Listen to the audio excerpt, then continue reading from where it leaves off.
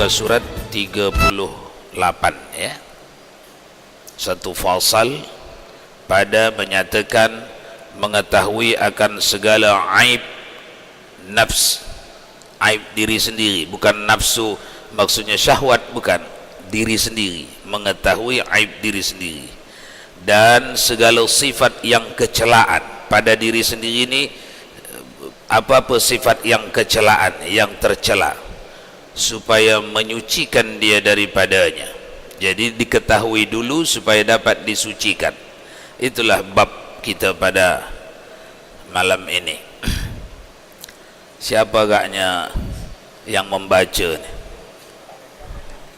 Oh, Pak Regar udah janji baca ya? Baik, sila.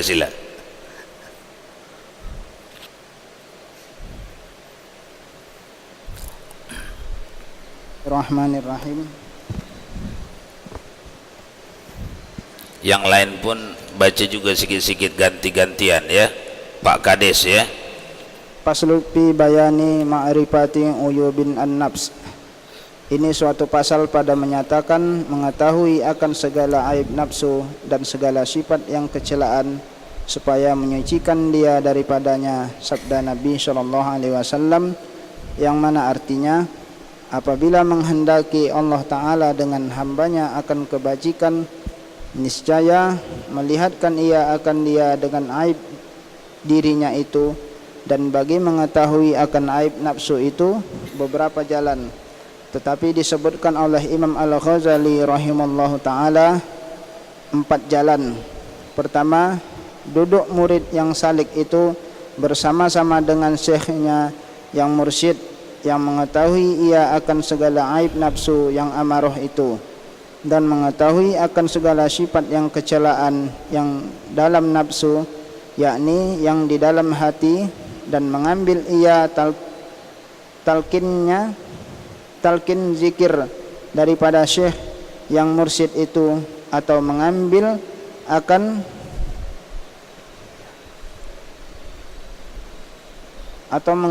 akan baiat daripadanya atau keduanya, serta mengerjakan ia akan segala yang disuruh oleh syekhnya itu, dan menjauhi ia akan segala barang yang ditegahkan syekhnya itu, dan serta ta'zim ia akan syekhnya, dan daripada serta kasih ia akan syekhnya itu, sekira-kira ia akan syekhnya itu lebih daripada hartanya dan daripada istrinya dan lebih daripada anaknya dan sekalian kekasihnya, dan lebih daripada dirinya dan lebih daripada rohnya, dan serta berkhidmat murid itu akan syekhnya itu, dan dengan berkata yang demikian itu mengetahui murid itu akan syekhnya itu, dan dengan berkata yang demikian itu mengetahui murid itu akan aib dirinya itu, dan mengetahui ia akan segala sifat yang kecelaan yang dalam batin, yakni yang di dalam hati. Terus kemudian maka sungguh-sungguh ia menyucikan diri di dalam hati itu, di dalam hatinya itu akan segala sifat yang kecelaan yang 10 dahulu itu, dan bersifat ia dengan segala sifat yang kepujian yang 10 dahulu itu. Dan barang siapa mengetahui akan dirinya seperti yang demikian itu, niscaya mengetahui ia akan Tuhannya dengan pengetahuan yang sebenar-benarnya, seperti sabda Nabi SAW, man arafa nafsahu faqad arafa rabbahu. Artinya, barang siapa mengetahui akan dirinya, maka sungguhnya mengetahui ia akan Tuhannya. Dan dengan kata Imam Al-Ghazali rahimahullah ta'ala, bermula jalan yang pertama ini, yaitu yang terlebih tinggi daripada segala jalan, dan yang terlebih aula daripada segala jalan pada mengetahui akan segala aib nafsunya itu. Dan dari karena inilah kata Junaid al-Baghdadi rahimahullah ta'ala. Sudah sampai situ. Ini jalan yang pertama, cara untuk mengetahui diri, mengenal diri sendiri. Karena sabda Nabi di penghujung tadi, man arafa nafsahu faqad arafa rabbahu wa man arafa rabbahu fasadal jasad.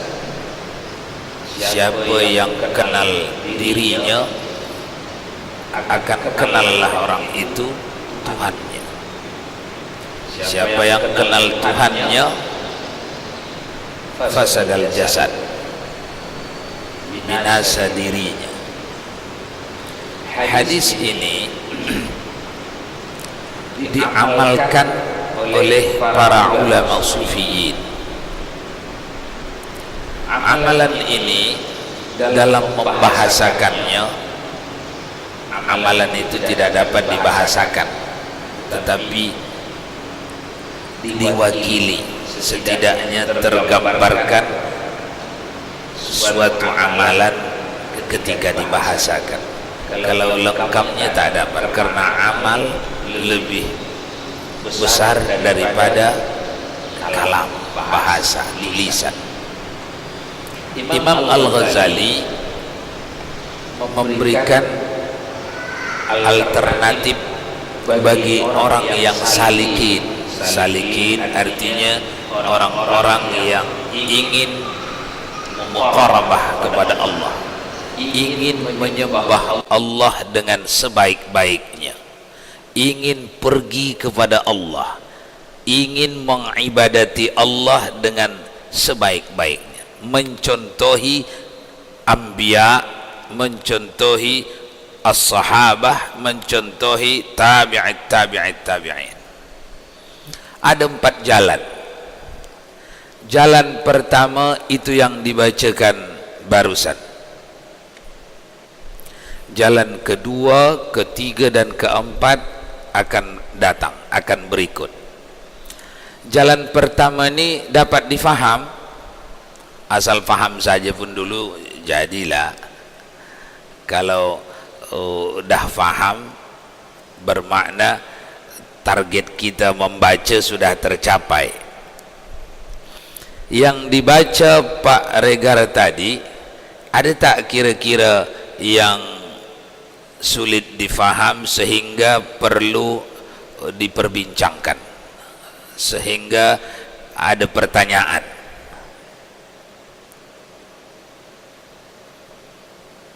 Kalau tak ada pertanyaan, dianggap dah okey lah, dah faham lah tu. Belum faham? Diulang lagi? Terlalu laju baca dia. Kita cari pembaca yang lambat dulu. Mana agaknya pembaca yang lambat? Awak lambat ya? Baca. Jangan laju sangat ya.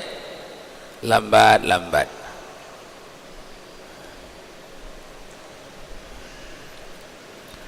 Faslun fi bayani ma'rifati ayubin nafsi. Ini suatu fasal pada menyatakan mengetahui akan segala aib nafsu dan segala sifat yang kecelaan supaya menyucikan dia daripadanya. Sabda Nabi Muhammad SAW yang artinya, apabila menghendaki Allah Ta'ala dengan hambanya akan kebajikan, niscaya melihatkan ia akan dia dengan aib dirinya itu. Dan bagi mengetahui akan aib nafsu itu beberapa jalan, tetapi disebutkan oleh Imam Al-Ghazali rahimakumullahu ta'ala 4 jalan. Yang pertama, duduk murid yang salik itu bersama-sama dengan syekhnya yang mursyid. Kejap, murid yang salik artinya murid yang tengah berjalan menuju jalan menyembah Allah. Itu artinya salik. Salik bahasa Arab, bahasa kita, perjalanan seseorang yang tengah beribadat kepada Allah. Okey, pertama katanya tadi duduk murid yang salik itu bersama dengan syekhnya, dengan gurunya yang mursyid. Yang mursyid artinya yang mampu membimbing. Yang mursyid yang mengetahui akan segala aib nafs, yang mampu membimbing, tahu dia aib nafsu, bukan nafsu syahwat, aib diri, tempat-tempat yang bersarang pada diri manusia, celah-celah penyakit batin yang dah lewat kita bincang tu. Baik, teruskan. Yang salek itu bersama-sama dengan syekhnya yang mursyid, yang mengetahui ia akan segala ngaib nafsu yang amarah itu, dan mengetahui akan segala sifat yang kecelaan yang di dalam nafsu, yakni yang di dalam hati, dan mengambil ia talqin zikir daripada syekh yang mursyid itu. Kejap. Mengambil murid talqin dari gurunya.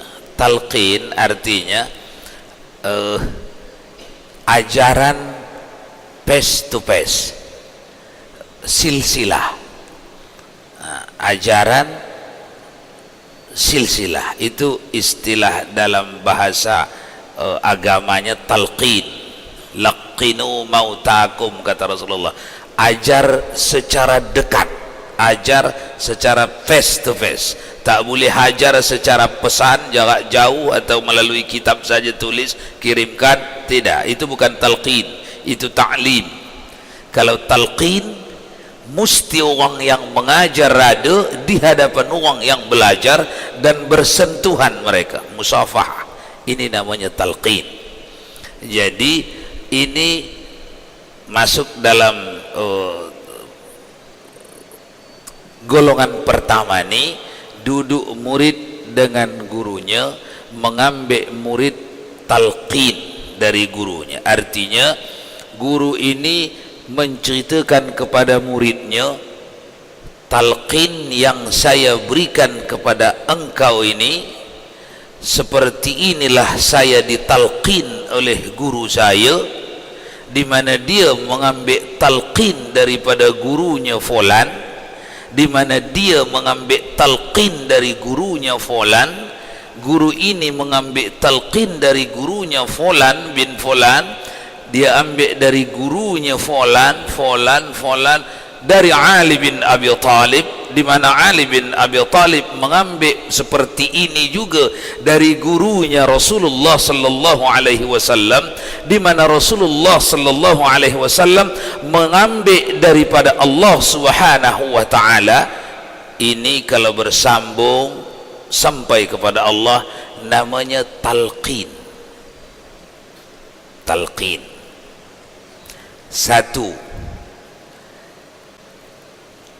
Satu talqin, yang kedua berkhidmat. Lanjutkan dulu. Atau mengambil akan bayat daripadanya atau keduanya, serta mengerjakan ia akan segala yang disuruh oleh syekhnya itu, dan menjauhi ia akan segala barang yang ditegahkan syekhnya itu, dan serta takzim ia akan syekhnya, dan daripada serta kasih ia akan syekhnya itu, sekira-kira ia akan syekhnya itu lebih daripada hartanya, dan daripada istrinya, dan lebih daripada anaknya, dan sekalian kekasihnya, dan lebih daripada dirinya, dan lebih daripada ruhnya, dan serta berkhidmat murid itu akan syekhnya itu, dan dengan berkata yang demikian itu mengetahui murid itu akan syekhnya itu, dan dengan berkata yang demikian itu mengetahui murid itu akan ngaib dirinya itu, dan mengetahui ia akan segala sifat yang kecelaan yang di dalam batin, yakni yang di dalam hati. Sudah. Satu tadi talqin. Talqin ialah si murid mengambil talqin dari gurunya. Itu artinya sebagaimana Rasulullah mengajarkan kepada muridnya Ali karramallahu wajhah bermusyafahah, jabat tangan, dan itu ditulis di hadis-hadis sahih. Begitulah Rasulullah mengajarkan zikirnya kepada Ali bin Abi Talib, maka begitu pula lah Ali mengajarkannya kepada muridnya. Fulan begitu pula lah mengajarkan kepada muridnya fulan sampai kepada kita, begitu pula lah kita menerima dari guru kita. Itu namanya itu talqin. Kemudian yang kedua bai'at. Boleh dengan satu saja, dengan talqin saja, boleh dengan bai'at saja, boleh dengan kedua-dua sekali. Jadi bertariqat itu boleh dengan talqin saja, boleh dengan bai'at saja, boleh dengan talqin dan bai'at. Imam Al-Ghazali menyebutnya talqin dan bai'at itu setinggi-tinggi kaifiat, setinggi-tinggi cara untuk sampai kepada as-salikin, tapi susah mengerjakannya. Kenapa? Orang yang berbaiat kepada gurunya sudah seperti sahabat yang berbaiat kepada Rasulullah, atau seperti tabi'in yang berbaiat kepada sahabat. Apa itu? Lebih diutamakannya apa yang diperintahkan gurunya daripada keperluan dirinya, keperluan keluarganya, keperluan apa lagi tadi? Istrinya, anaknya, bahkan nyawanya sekalipun.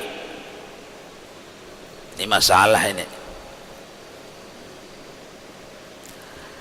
Ini yang dibaiati, yang dijadikan guru pun musti rasyidin sesehari, ulahnya, ucapannya, tindakannya, amalannya. Kalau timpang, murid berbaiat sepenuhnya tapi yang dibaiati yang dibaiati tidak rasyidin, ulama tapi tidak rasyidin, ulama sambil-sambil usah tidak, maka akan masuk salah syaitan nanti di sana. Yang dipatahkan boleh guru itu atau murid itu atau kedua-dua sekali, karena murid tengah berbaiat kepada orang yang tidak rasyid, kurang amanahnya, kurang salehnya, kurang waraknya, tapi dibaiati dengan cara diutamakan guru ini melebihi diri sendiri, anak, harta benda, bahkan jiwa. Ini akan muncul nanti masalah baru, masalah baru.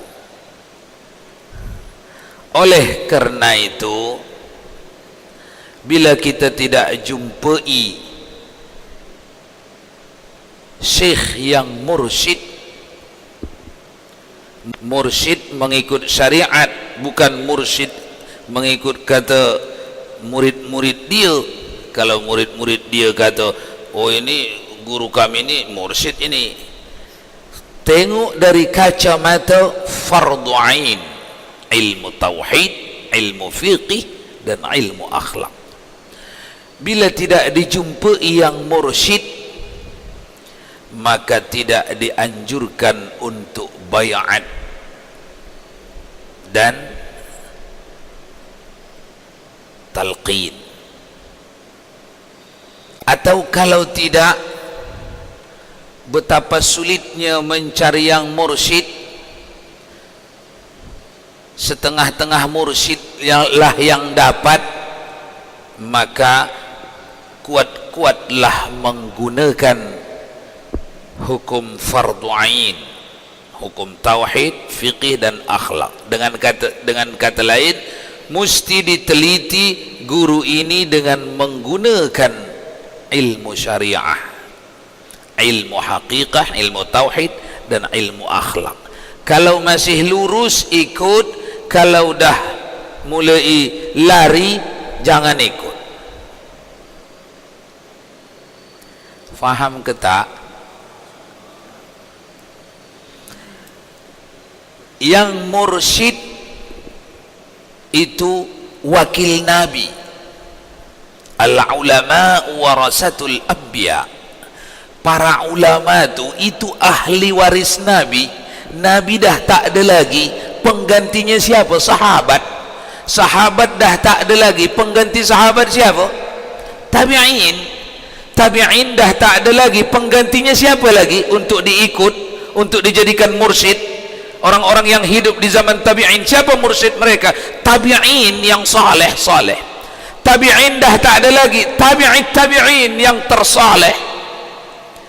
Tabi'in tak ada lagi, tabi'in ulama sampai ke akhir zaman, tapi tetaplah dia mursyid.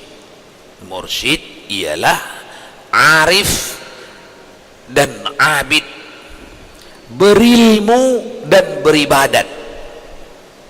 Cari itu, jangan terpesona, terkesima hanya berilmu saja, bisa terbang-terbang dia, tapi yang ibadatnya tidak mendekati kepada ibadat orang-orang saleh.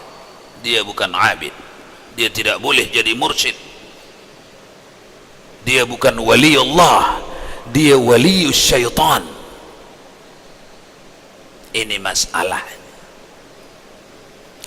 Jadi kita yang hidup di akhir zaman, sekiranya kita bermursyid kepada seseorang, hendak kuat kita pegang hukum ainiyah, hukum fardu ain.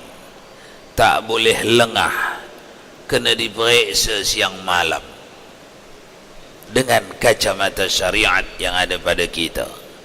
Guru kita ni, mursyid kita ni, orang yang tempat kita serahkan segalanya pada dia ni. Begitu. Lanjutkan. Kemudian maka sungguh-sungguh ia menyucikan diri di dalam hatinya itu akan segala sifat yang kecelaan yang 10 dahulu itu, dan bersifat ia dengan segala sifat yang kepujian yang 10 dahulu itu.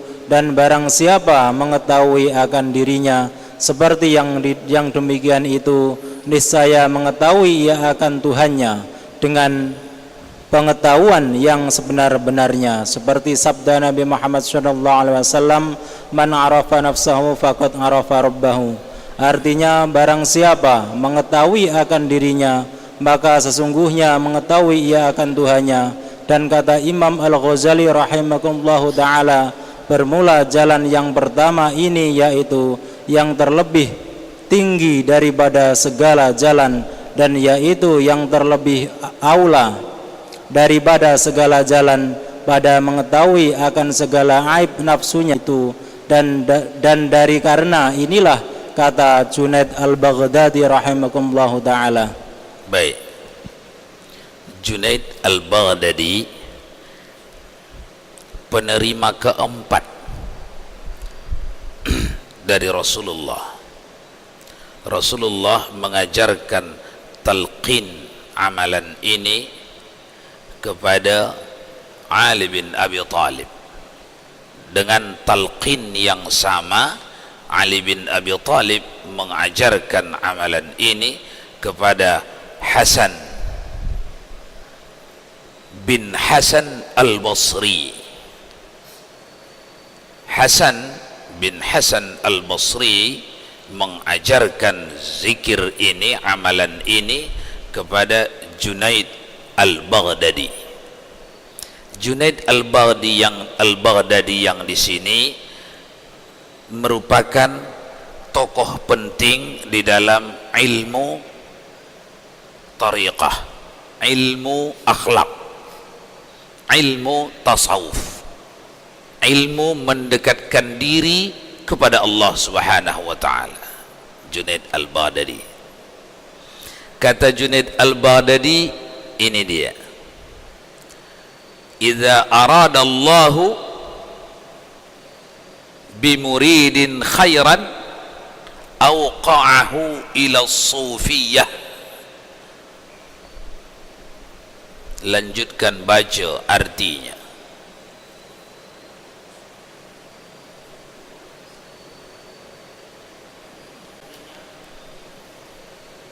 Apabila menghendaki Allah Ta'ala dengan murid itu akan kebajikan, niscaya menjatuhkan ia akan dia kepada bersahabat dengan ulama ahli sauf dan ahli sufi, dan menegahkan akan dia akan bersahabat dengan segala fuqaha dan dengan ahli al-jidal, yakni yaitu orang yang membanyakkan berbantah-bantah pada bicara masalah masalah ilmu. Demikianlah disebutkan akan dia oleh Syekh Abdul Wahab Asy-Sya'rani di dalam Minhajus Salikin. Sudah. Jadi Minhajus Salikin adalah buku yang merujuk buku tulisan Syekh Abdul Wahab Asy-Sya'rani, muridnya Junaid Al-Baghdadi. Buku ini menceritakan dengan panjang lebar apa yang disebutkan Junaid Al-Baghdadi di atas. Apabila seorang itu dikehendaki Allah akan menjalani jalan muqarabah, akan menyembah Allah orang itu dengan baik, maka ditakdirkan Allah pula lah orang itu berjumpa dengan orang-orang sufi, lalu belajar dia, minta bimbingan dia, lalu dibimbing oleh orang-orang sufi menuju mengibadati Allah. Itu maksud cakap Imam Al-Junaid di dalam ungkapannya tadi. Artinya seorang yang dapat beribadat dengan baik itu pun bahagian dari takdir Allah. Jadi tidak ada kehebatan pada hamba ketika dia dapat mengibadati Allah dengan baik.